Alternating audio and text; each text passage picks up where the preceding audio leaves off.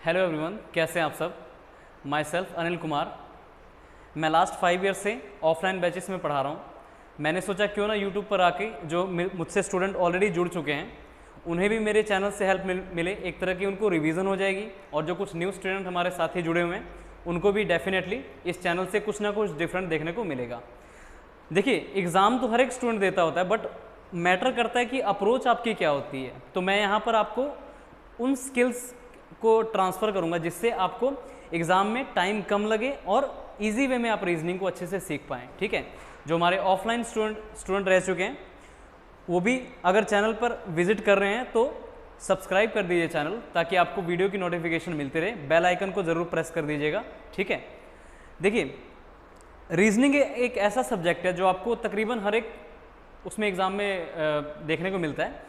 हाँ, यहाँ पर एक डिफरेंस है कि अगर आप बैंकिंग एस्पिरेंट हैं तो बैंकिंग एस्पिरेंट में क्या होता है कि रीजनिंग में वैसे तो 47 चैप्टर्स होते हैं, 47 to 48, बट आप अगर एक बैंकिंग एस्पिरेंट हैं तो बस आपको 19 से 20 चैप्टर पढ़ने पड़ते हैं। लेकिन बैंकिंग को छोड़ के अगर अदर एग्जाम्स की आप तैयारी कर रहे हैं तो देखिए 47 के 47 चैप्टर आपको पढ़ने पड़ेंगे। लेकिन क्योंकि अगर आप एसएससी की अगर तैयारी करें, स्पेशली मैं फोकस अगर एसएससी की करूं तो एसएससी में देखिए 25 क्वेश्चंस होते हैं 50 नंबर के, यानी कि आपको टोटल 25 चैप्टर पढ़ने हैं। बट यहाँ पर ये मत मान के चलना कि 25 ही चैप्टर पढ़ने हैं, क्योंकि देखो ध्यान से 25 क्वेश्चंस आने हैं। ये नहीं कि 25 चैप्टर जो उन्होंने फिक्स किया उसी में से आ जाएगा। 25 क्वेश्चंस आएंगे, वो जो क्वेश्चंस होंगे आपके 47 चैप्टर में से ही होंगे। ठीक है, तो ध्यान दीजिएगा। आज से मैं आपको रीजनिंग में एक एक टॉपिक हर एक टॉपिक का एक एक वीडियो में रोज़ डिलीवर किया करूँगा। आप उसको अच्छे से रिवाइज कीजिए। जहाँ भी कोई डाउट हो आप कमेंट बॉक्स में लिखिएगा। ठीक है, कोशिश मेरी हमेशा यही रहती है कि हर एक स्टूडेंट को ईजी वे में समझ आए। ठीक है, तो देखिए, अगर बैंकिंग के अलावा एसएससी, रेलवेज या फिर अदर एग्जाम्स की आप प्रिपरेशन कर रहे हैं तो रीजनिंग का सिलेबस मैंने यहाँ पर लिख दिया कि आपके रीजनिंग के एग्जाम में जैसे रीजनिंग का सिलेबस होता है आपके एग्जाम में उसके टॉपिक्स कौन कौन से पूछे जाते हैं। तो देखिए, सबसे पहला टॉपिक है आपका कोडिंग डिकोडिंग, उसके बाद है एनालॉजी, क्लासिफिकेशन जिसको हम ऑड वन आउट भी कहते हैं। ठीक है, नेक्स्ट है आपका डायरेक्शन एंड डिस्टेंस, जिसको हिंदी में बोलते हैं दिशा और दूरी। ठीक है, इसमें होता क्या है, इसमें बोलेगा कि कोई पर्सन जो है आपका नॉर्थ डायरेक्शन या फिर किसी डायरेक्शन में चल रहा था, फिर वो लेफ्ट मुड़ा कुछ डिस्टेंस लेके और फिर राइट मुड़ा। अब बताओ व्यक्ति किस दिशा में चल रहा है या फिर व्यक्ति ने किस दिशा में चलना प्रारंभ किया था। तो इस टॉपिक में आपको इस तरीके से क्वेश्चन देखने को मिलते हैं। ठीक है, फिर ब्लड रिलेशन यानी रक्त संबंध, पेयर फॉर्मेशन, ये आगे आने वाले वीडियोस में आपको क्लियर करूंगा ये चैप्टर किस चीज़ से रिलेटेड है। आगे नंबर सीरीज के क्वेश्चन आपके पूछे जाते हैं, लेटर सीरीज के क्वेश्चन पूछे जाते हैं। ऐसे ही क्वेश्चन आपके alphabet series and alpha numeric series पर पूछे जाते हैं।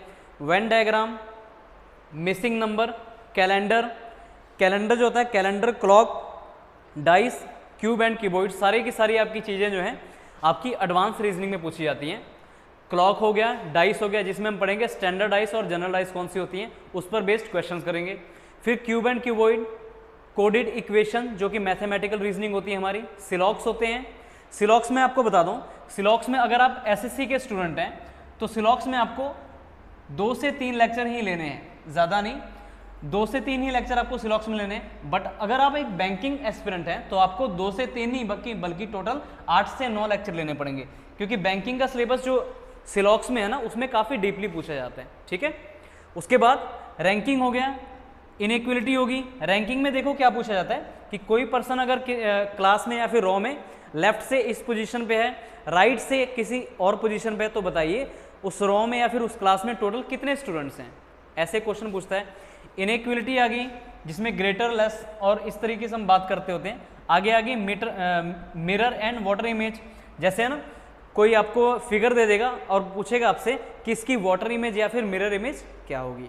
नेक्स्ट है क्लासिफिकेशन ऑन फिगर्स। ये सारी की सारी यहाँ से लेके यहाँ तक आपकी सारी की सारी जो आती है ये नॉन वर्बल रीजनिंग में आती है। इससे पहले जो मैंने आपको जो भी टॉपिक बताए हैं वो सारे के सारे आपके आते हैं वर्बल रीजनिंग में। ठीक है, तो चलिए बहुत ही अच्छे से स्टार्ट करते हैं। आज मैं एक बहुत ही प्यारा टॉपिक लेने जा रहा हूँ जिससे कि आपको भी कंफर्टेबल लगे पढ़ने में और चीज़ों को आप अच्छे से समझ पाएंगे। ठीक है, आज मैं जो टॉपिक शुरू करने वाला हूँ उसका नाम है